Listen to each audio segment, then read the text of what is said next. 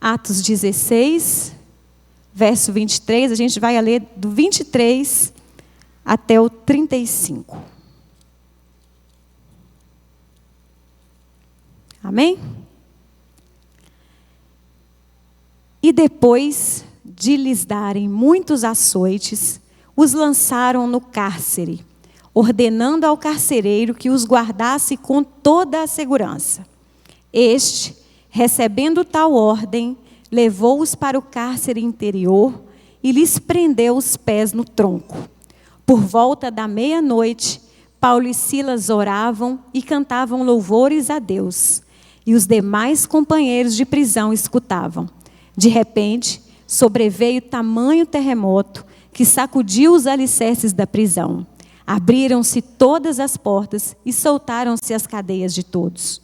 O carcereiro despertou do sono e, vendo abertas as portas do cárcere, puxando da espada, ia suicidar-se, supondo que os presos tivessem fugido.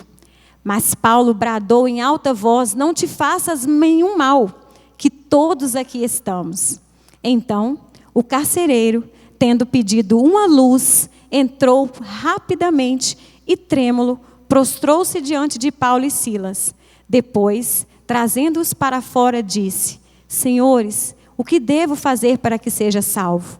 Responderam-lhe: crê no Senhor Jesus e serás salvo, tu e a tua casa. E lhe pregaram a palavra de Deus e a todos os de sua casa.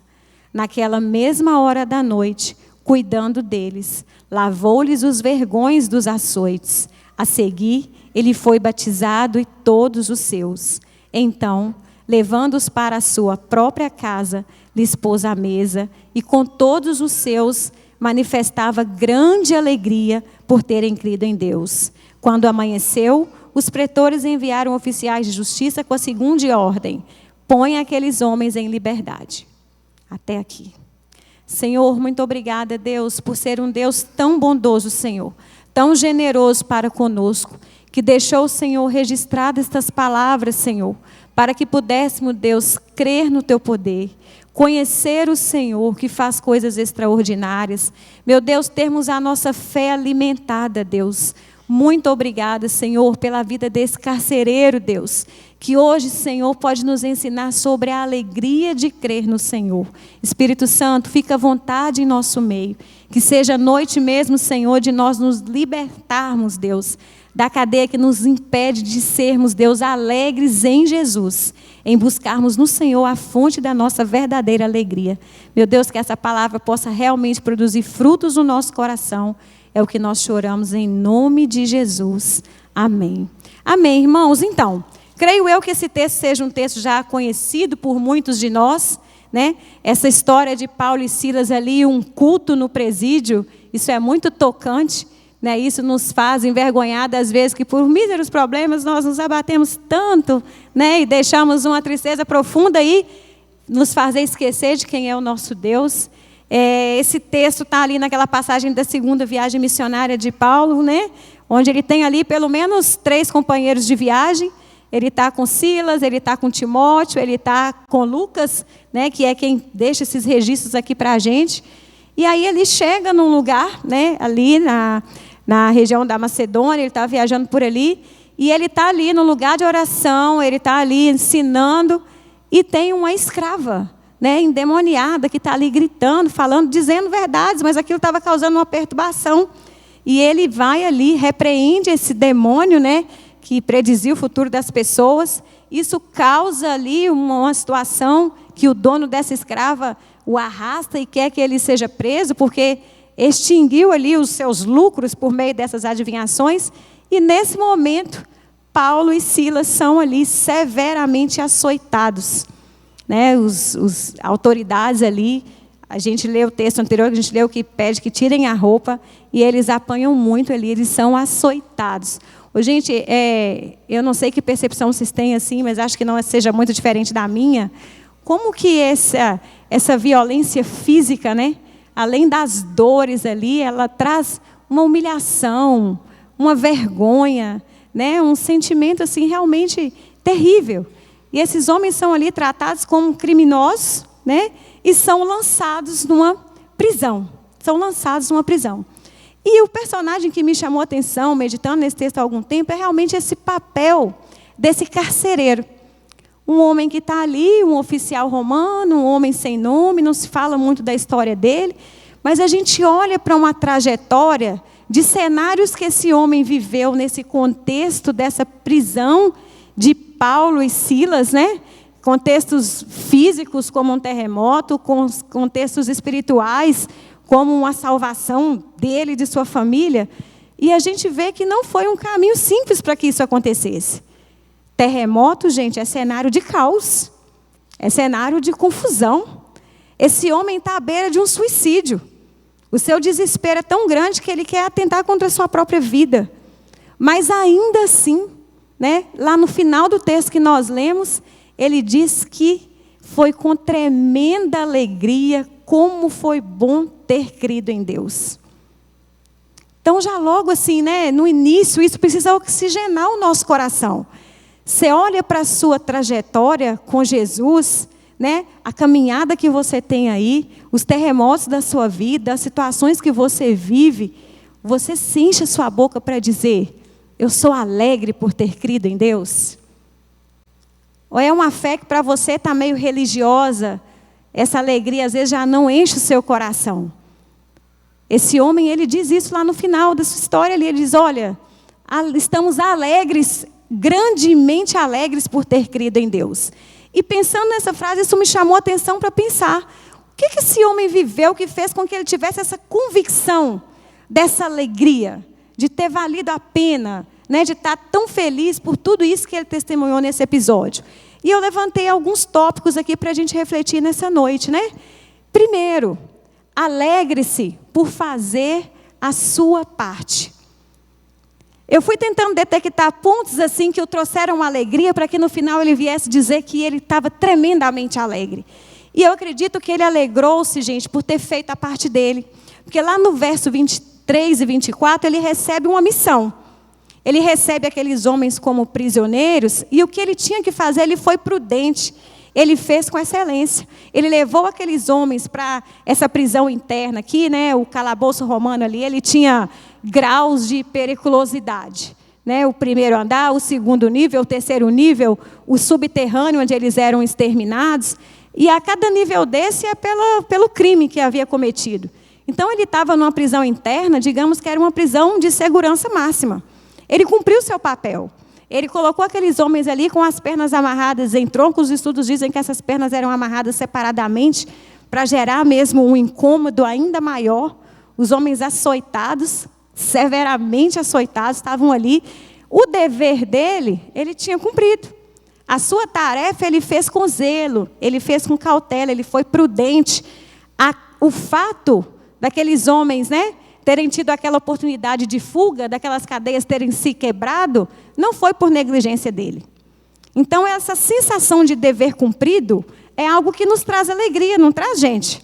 Uma demanda que a gente pode colocar ali um check, ok, foi bem feito. E a gente vai aplicar isso na nossa vida. Nas demandas que a gente tem na nossa vida, nós podemos nos alegrar por estarmos fazendo a nossa parte. Tanto na nossa vida secular, de trabalho, de servos de Deus aqui dentro desse ambiente de igreja, como nas nossas demandas da nossa vida espiritual. Será que a gente pode se alegrar por estar fazendo a nossa parte diante dos desafios que a gente tem enfrentado? Aquilo que você está buscando, Senhor, em oração, você pode se alegrar por estar fazendo a sua parte? Se é uma enfermidade, você está fazendo a sua parte de cuidar, de buscar um recurso? Se é uma crise financeira, você está fazendo a sua parte de identificar onde é o problema, sanar, ver o que aconteceu?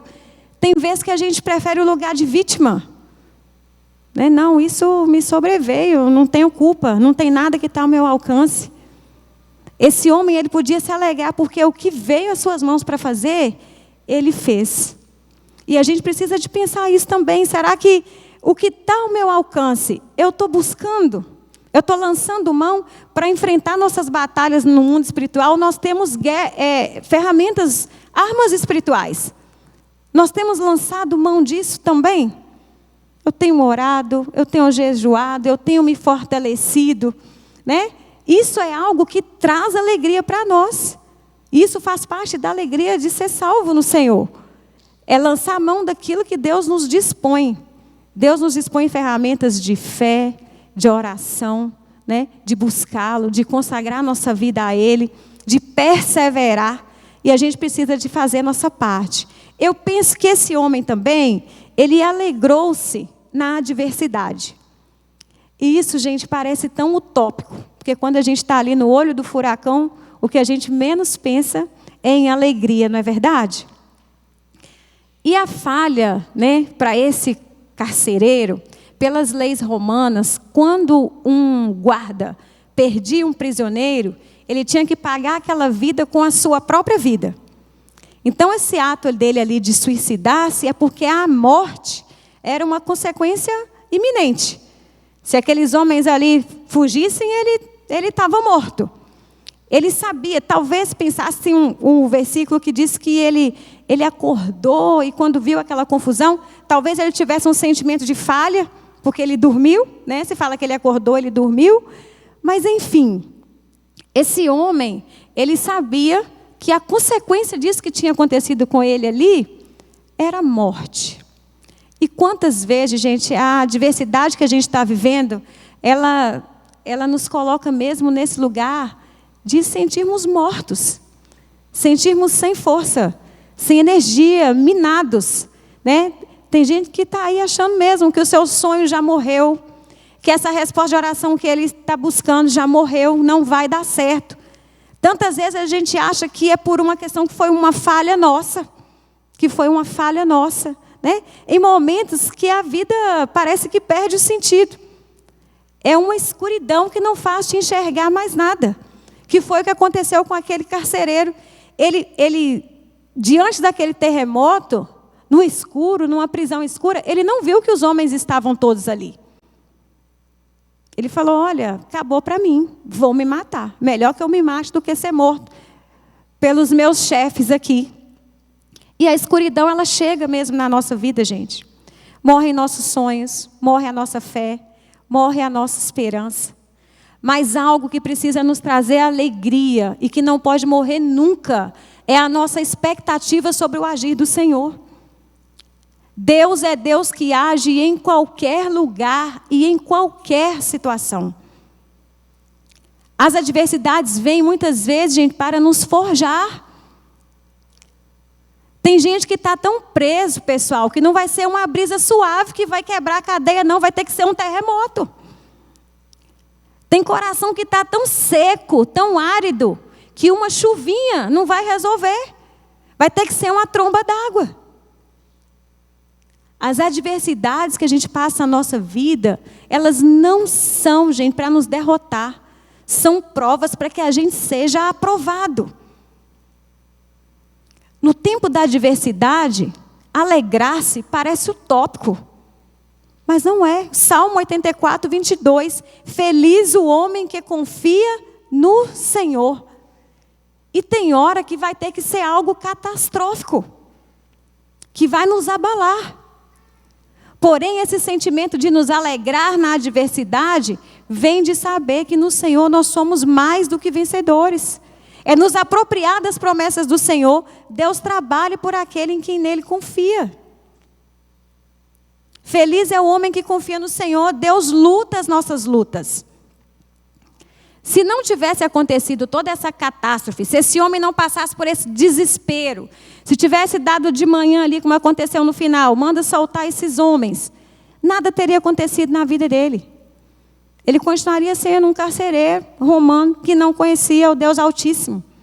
Precisou disso tudo.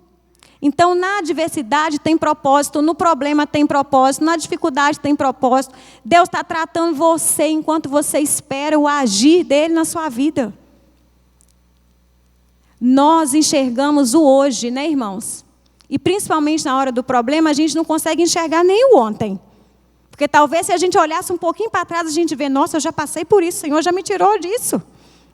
Não está tão pesado igual eu estou pensando, mas a nossa perspectiva diante da adversidade é olhar para o hoje. Nem lá, né? Trazer à memória aquilo que dá esperança, a gente consegue.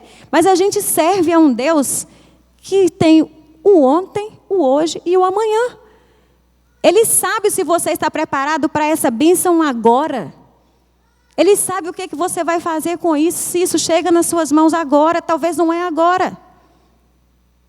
Não pensem nas dificuldades como um castigo de Deus, um não merecimento seu. Merecendo nós não merecemos não, mas Deus tem misericórdia. E é um Pai que tem alegria em nos agradar, em nos fazer felizes. Agora, entender que essa adversidade é uma oportunidade de você crescer, é o que vai te trazer a alegria. Confia no tempo do Senhor, confia na solução que Ele vai trazer. Eu tenho uma experiência pessoal de orar por anos pela conversão do meu esposo. Mas eu lembro que nas minhas primeiras orações, se o Senhor tivesse me atendido, talvez nós não estivéssemos casados até hoje. Porque eu não era a mulher que ele precisava depois que ele se converteu. Ele veio para o Senhor tão intenso, com tanta vontade de correr atrás do prejuízo, que eu não ia encarar o ritmo de vida que ele quis levar depois que Jesus mudou a vida dele. Então, durante aquele tempo que eu continuava orando e esperando a resposta do Senhor, o Senhor estava me transformando. Eu olho para isso e eu gosto muito de dizer para as pessoas que estão esperando a resposta do Senhor, o Senhor tem o tempo certo. Porque se o primeiro dia que eu pedi, Senhor, quebra o coração dele. Eu não estava pronta, não. Eu estava ali, ainda com muitos amores do mundo dentro do meu coração. Não ia dar. Então, eu sei que o Senhor Ele enxerga o ontem, o hoje e o amanhã. Então, na hora da adversidade, gente, não esqueça das promessas de Deus para a sua vida. Na forma do Senhor agir. Nos lugares que o Senhor pode agir. O Senhor agiu na vida desse homem em meio a um terremoto. Terremoto, gente, é caótico. Nós não conseguimos nem dimensionar, porque a gente vê isso em filme. Mas vocês pensam no barulho, no desespero, na gritaria, nos escombros, no visual, que é um terremoto? E ali Deus salvou a vida daquele homem. Então, alegre-se na adversidade. Um próximo ponto, alegre-se pela providência divina. Deus é Deus de providência. Deus é Deus que tem o controle do mundo nas suas mãos. O carcereiro estava num cenário de caos. Além desse terremoto, ele era um homem que estava à beira de um suicídio. Gente, dá para dimensionar o desespero desse moço? Ele tinha uma missão, aconteceu um fenômeno, ao seu olhar aqueles homens tinham todos fugidos, ele sabia que ele ia ter que pagar com a própria vida, e esse era o homem que estava ali. Perdido, desesperado. A palavra de Deus diz aqui que ele estava com temor, que ele estava correndo, que ele estava no escuro, que ele pedia luz, ele não enxergava as coisas. Quantas vezes, quando a gente está passando por esse tempo de busca de resposta do Senhor, a gente sente exatamente como esse homem. Nossos olhos não enxergam saída. E para nós o que está decretado é a nossa morte. Mas Deus é um Deus de providência. Porque se aqueles homens não estavam enxergando os presos ali naquela masmorra escura, Deus mostrava para Paulo e Silas que aquele carcereiro estava ali. E eles disseram, não faça nada contra a sua vida, nós todos estamos aqui. Gente, isso é um milagre moral. Porque um prisioneiro não fugir, continuar ali, isso é milagre. É providência de Deus. Deus te enxerga. Mesmo no escuro, Ele sabe o aperto que você está no seu coração. E se você se entrega a Ele, dá a oportunidade dEle mudar esse cenário, Ele muda. A providência que Deus deu para aquele homem desesperado, a palavra de Deus diz que ele já tinha lançado mão da sua espada para suicidar-se. E ele é interpelado ali por Paulo, que fala, não faz isso não. Não faça nada contra você, estamos todos aqui. Deus providenciou esse escape. E é muito legal porque eles não viram ali, Paulo e Silas, uma oportunidade de fugir. Eles não correram. As cadeias abriram, eles ficaram ali, eles testemunharam, eles pregaram para aquele homem perdido. Eles falam, olha, o que eu tenho que fazer para ser salvo? Creia. E a gente vê que ao perceber, né, esse carcereiro tão desesperado, eles bradam, né, em alta voz que havia solução para ele. Aquela mesma voz que estava ali, diante de açoites, de machucados, de pernas presas, de escuro, de fome, de solidão. Essa mesma voz que estava ali louvando o Senhor, orando, cantando, agora estavam anunciando a salvação. Ô, gente, quando a gente louva, quando a gente exalta o nome do Senhor, a gente precisa também fortalecermos a nós mesmos.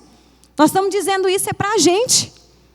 Paulo e Silas ali, o alcance daquele culto que eles fizeram foi tanto para a vida deles, para se sentirem fortalecidos, para dizer como o salmista, aquieta minha alma. Nós temos um Deus que está com a gente, que tem o controle dessa situação. Eles estavam dizendo para aquele carcereiro, eles estavam dizendo para os outros presos que estavam com eles, né? Essa providência de Deus na hora do apuro, ela não falta. Nós não estamos sozinhos. Nós temos um Deus que sabe da nossa necessidade, que se antecede a ela. Creia que você não está sozinho, né? Em meio aos escombros, abismado pelo acontecido, se encontra o carcereiro, que revela a sua real condição: desespero. Desespero. Trêmulo, ele se prostra ante a Paulo e Silas, clamando por salvação. A fé em Cristo é apresentada como o único meio de salvação. Lá no versículo 31, quando, né, ele toma consciência aí desse problema todo que eles estão enfrentando, diz assim: depois, trazendo-os para fora, disse: Senhores, que devo fazer para que seja salvo? Esse salvo aqui, gente, andar com o Senhor é algo tão glorioso e tão maravilhoso, que nos traz bênçãos que são momentâneas. Quem está aqui buscando na corrente de oração uma bênção específica para hoje, para agora, glória a Deus. Deus pode te dar. Mas existe uma bênção que é eterna. Andar com o Senhor não é garantia de felicidade apenas nessa vida aqui, não. Quando esse homem fala aqui, o que eu posso fazer para ser salvo? Talvez a pergunta dele era para escapar da morte. Para não ser morto pelos romanos, se alguém tenha fugido, o que eu posso fazer? Mas também, gente, falando de uma salvação eterna. Aquele homem deve ter ouvido aquelas orações de Paulo e Silas. Ele deve ter ouvido aquelas canções, né? O clamor que eles estavam fazendo ali dentro. Então, andar com o Senhor é isso. Às vezes a gente tira os olhos da bênção do porvir, que é o nosso viver com o Senhor na glória, onde não vai existir câncer, onde não vai existir pessoas desviadas, onde não vai existir problemas do trabalho, onde a gente não vai ter pressões, problemas na justiça para resolver, e a gente fixa os nossos olhos só aqui, ó, nas coisas que são momentâneas. Esse homem quis saber aqui o que ele tinha que fazer para ser salvo. Viver com o Senhor, usufruir da presença dEle, daquilo que Ele tem para nós aqui nessa vida, é maravilhoso. E Ele não nos nega. Suas mãos estão estendidas. Porém, há algo muito melhor do que isso esperando por nós. O que eu posso fazer para ser salvo, que foi o que o carcereiro disse aqui? E responderam-lhe: crê no Senhor Jesus e serás salvo, tu e a tua casa. Ele, como chefe ali da família, a bênção que chegava a ele, crendo ele, a família se estendia para o seu grupo familiar também. E isso é maravilhoso de saber que nós temos esse Deus, que há garantias de salvação para a nossa vida quando a gente crê no Senhor. E aí eu vou para o próximo passo, que é alegre-se na salvação. O carcereiro, gente, pediu luz. E eu não acho que essa palavra está aí despretensiosamente, né? Quando o verso que ele está falando aí de luz, o verso 29, que ele entra ali e ele diz assim: então o carcereiro, tendo pedido uma luz, entrou rapidamente, trêmulo, prostrou-se diante de Paulo e Silas. A luz, quando a gente tem acesso a essa luz, Jesus, é algo, gente, que vai transformar tudo. Que vai fazer com que os nossos olhos se abrem e enxerguem a grandiosidade desse Pai. A luz vai nos revelar quem nós somos. A luz vai nos revelar o que é que nós realmente precisamos e vai nos revelar qual que é a fonte desses recursos, que é Jesus. Tem tantas simbologias que a gente pode trazer, analogias que são feitas a respeito de luz. A luz é energia, a luz é calor. Essa luz que esse homem pede e que crê e que é pregado a palavra para ele, que ele é salvo, isso tudo transforma esse homem de uma maneira que é outra pessoa. A luz entrou na cela, a luz entrou no seu coração. Ele estava perdido e pergunta: o que farei para ser salvo? Não há esperança para você, a menos que você não reconheça que esteja perdido e procure essa luz.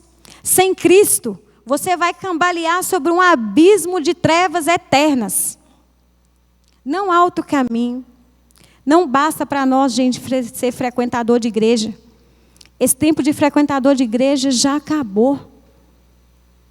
Esse tempo de gente que não quer pagar preço, esse tempo de gente que não quer se prostrar, que fica ali tempo após tempo. Nós não podemos ser assim, não. A luz ilumina os caminhos, né? Feliz é o homem que em ti confia. Jesus é essa luz que ilumina. E a gente vê que um grande impacto acontece na vida desse carcereiro, quando ele pede essa luz ali, e ele tem esse encontro com Paulo e Silas, e é anunciado a ele que ele precisava de crer para ser salvo. Ele teve pressa, ele teve temor, ele se prostrou. Então isso é um processo. Às vezes a gente fica adiando a nossa decisão de entregar o nosso coração para Jesus, entregar as causas que a gente quer resolver com o nosso jeito para o Senhor resolver. Diante da luz que é Jesus, a nossa postura deve mudar. E a postura que esse homem teve aqui, que é muito emblemática e que eu gostaria muito que a gente refletisse sobre ela, ele se prostra. Prostrar significa reconhecer a necessidade de algo. Reconhecer que algo é superior a você. Você mostra um respeito. Você lança-se em súplica, em adoração. Gente, quando a gente se prostra, cadeias são quebradas. O povo está indo chorar na internet, o povo está indo chorar nos grupos de WhatsApp, mas o povo não se prostra diante do Senhor. Diante do Senhor, você é um merecedor que Deus não está esquecendo de você. Como assim? Né? Esse homem, ele se prostrou, e isso é muito emblemático na nossa vida. Né? Coisas acontecem quando a gente se prostra. O nosso coração é aquebrantado. A gente abre um espaço, a gente baixa a guarda para o Espírito Santo ministrar o nosso coração. Isso de autossuficiência, de orgulho, né, de altivez, gente, isso é contrário ao que Deus espera de nós. Há algo do Senhor para a nossa vida quando a gente se prostra. Então, em nome de Jesus, prostre-se diante do Senhor. Creia no poder dEle para intervir naquilo que você está buscando. Prostre diante do Senhor, né? O carcereiro, ele ouviu depois de se prostrar. E ele creu. E isso fez toda a diferença na vida dele e na nossa. Não só na dele, como de toda a sua família. A salvação alcança o chefe. Deus pode e quer operar salvação nos lugares mais inóspitos. A graça de Deus transforma os mais terríveis ambientes. Naquele ambiente de terremoto, eu acredito que havia dor, havia sujeira, havia bueiro, havia poeira, havia muito tumulto. E às vezes está assim no nosso tempo também. Tempos trabalhosos, tempos de muita poeira, tempos de muito barulho, né? Mas nós precisamos nos apropriar disso, nos prostrar, nos aquietar, alimentar a nossa fé, crer nesse Deus que pode e que quer mudar a nossa situação. Provérbios 3:6, reconhece-o em todos os seus caminhos e Ele endireitará as tuas veredas. É lá no seu trabalho, reconhece o Senhor lá no seu trabalho. É com seus filhos, com a sua família, reconhece o Senhor. É na sua saúde, reconhece o Senhor. Nós precisamos, gente, de ter essa atitude. Alegre-se por servir. Olha o impacto dessa vida nova, desse homem transformado. Apesar de ser um pouco estereotipado, né, a gente pensa num carcereiro como uma figura rude, né? Alguém que dava açoite, alguém que prendia, que arrastava, né? Alguém que estava ali sempre. Esse homem, ele tem uma transformação. A presença de Jesus implica em mudanças em pontos cruciais da nossa vida. O carcereiro de carrasco, ele passa a ser hospitaleiro. Vocês levariam aí um preso para jantar na casa de vocês? Convite para hoje à noite? É isso que ele faz. Ele pega uma mudança de atitude, de caráter, de valores. Ele começa a produzir frutos. Ele deixa de ser aquele que açoitava e passa a ser aquele que vai cuidar das feridas. Talvez feridas provocadas por ele mesmo. Ele deixa de agir com crueldade e passa a agir com generosidade. A vida do homem lavada no sangue do Cordeiro é essa que produz frutos para o reino de Deus.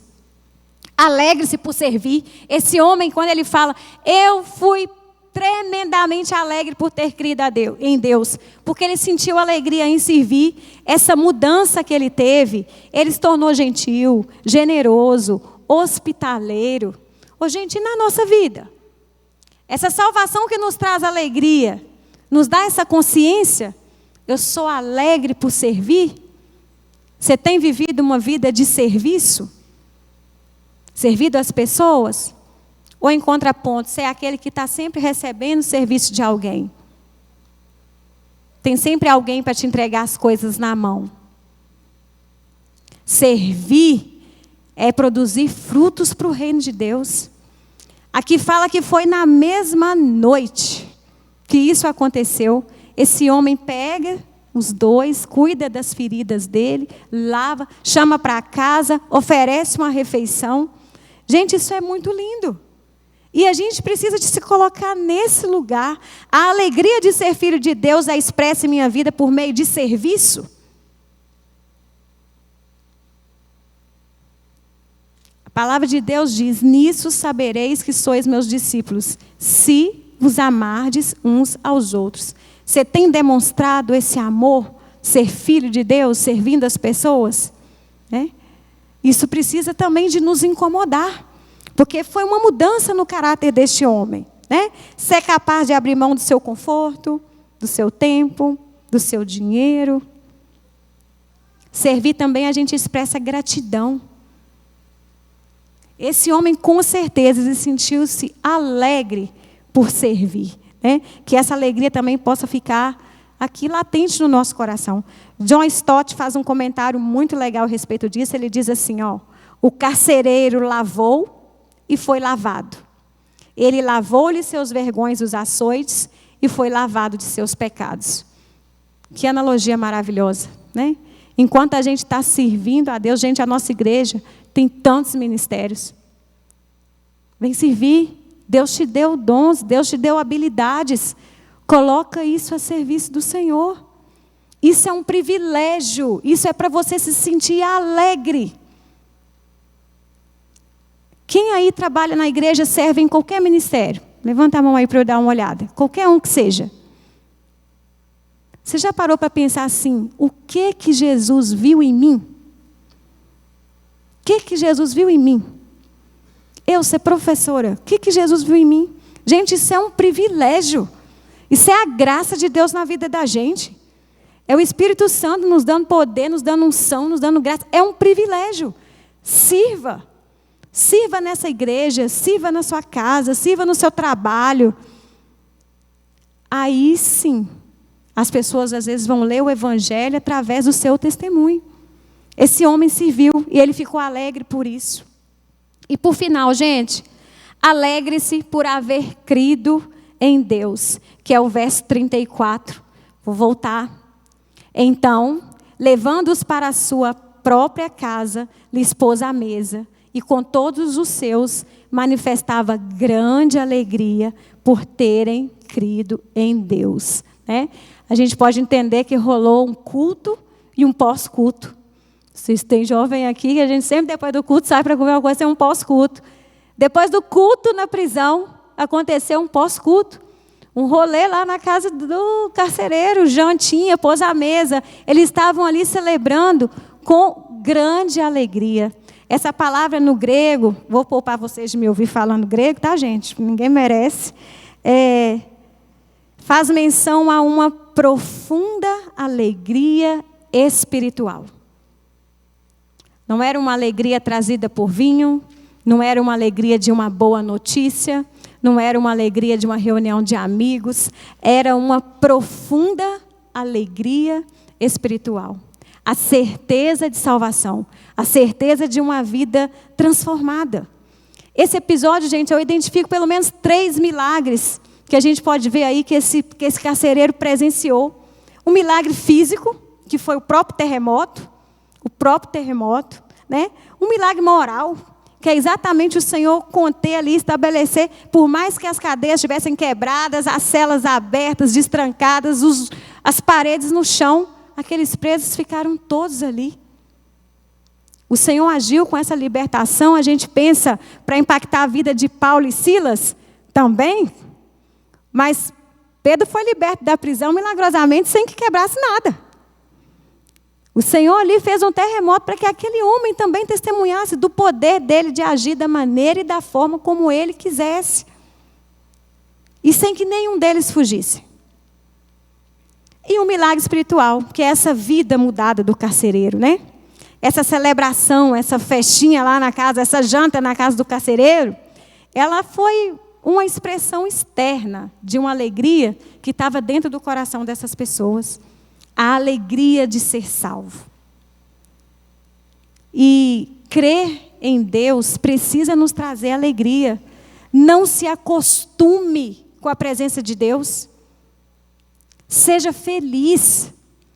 Seja feliz por fazer o que vem em sua mão para fazer. Alegre-se na adversidade. Deus está te forjando. Deus está te ensinando. Deus está tratando. É tempo de você ter experiências novas de fé nesse tempo. Alegre-se por servir a Deus. Servir a Deus é privilégio. De nós mesmos, gente, nós não temos nada. Mas é o Senhor que nos capacita, que nos alimenta, que nos dá experiências para testemunhar a respeito dEle. Alegre-se por isso. Alegre-se pela providência divina. Deus tem um escape. Você não está sozinho. Nós confiamos em Deus. Não deixe os problemas de agora roubarem a sua alegria. Deus tem a melhor solução. Deus é a melhor solução. A salvação é a melhor solução. Os problemas de agora, as dificuldades nossas, não vão nos roubar a alegria do porvir. Há algo melhor. O pastor Natalino falou tantas vezes aqui, né? O melhor ainda está por vir. E isso é motivo de nós nos alegrarmos. Amém? O Evangelho é poderoso para nos sustentar nas provações mais difíceis da vida. Se aproprie das promessas do Senhor. Quando a luz entra, as trevas se dissipam.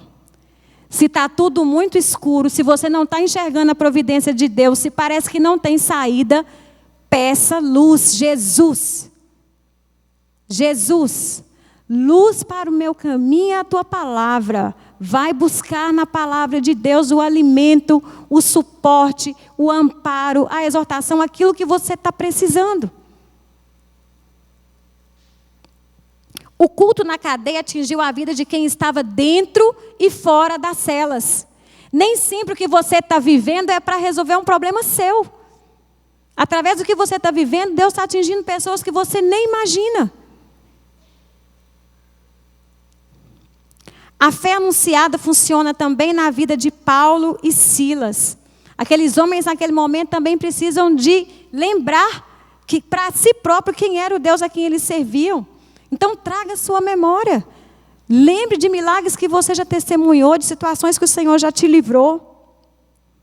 E por último, o carcereiro foi impactado por essa mesma fé e se alegrou grandemente por haver crido. Alegre-se como ele.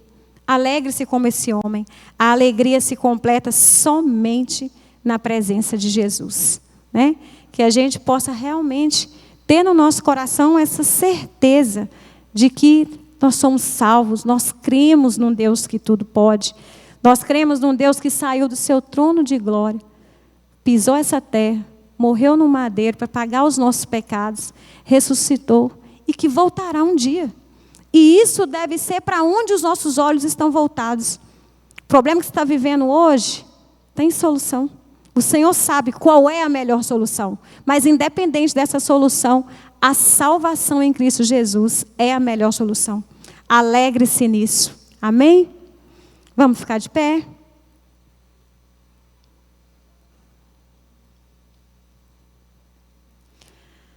Espírito Santo de Deus, obrigada, Senhor, por sermos fortalecidos, Senhor, ao olhar para a história desse carcereiro. Meu Deus, obrigado por esse amor mesmo, Deus, que faz com que o Senhor se revele a nós, mesmo diante das nossas mazelas, das nossas imperfeições. Obrigada, Deus, porque o Senhor é a luz que dissipa as trevas. Obrigada, Jesus, porque nós temos o Senhor. Obrigada porque a tua providência não falta na nossa vida. Meu Deus, e quando estamos perdidos, Senhor, quando não encontramos mais vida, Deus, nós precisamos crer. Pai, alimenta a nossa fé. Deus, alimenta a fé nesta noite, Senhor, daqueles que pensam que não há mais salvação, que não há mais solução. Deus, o Senhor governa o universo. Espírito Santo, obrigada por esta palavra que enche o nosso coração de alegria. Meu Deus, nós não queremos e não podemos acostumar com a salvação. Meu Deus, a salvação é uma dádiva, é a graça de Deus. Meu Deus, é aquilo que nos tira do império das trevas. Obrigada por nos salvar. Deus, se há alguém neste lugar, Senhor, que ainda não entregou o seu caminho ao Senhor, que tenha pressa, como esse carcereiro teve, Deus, para experimentar da salvação. Deus, que a tua salvação alcance a nossa vida, alcance a nossa família, para que nós venhamos produzir frutos para o teu reino. Espírito Santo, fique à vontade, Senhor, para ministrar o nosso coração, para nos transformar. Deus, e que a alegria de pertencer à família do Senhor possa pulsar em nosso coração em todas as situações da nossa vida. É o que nós choramos em nome de Jesus. Amém.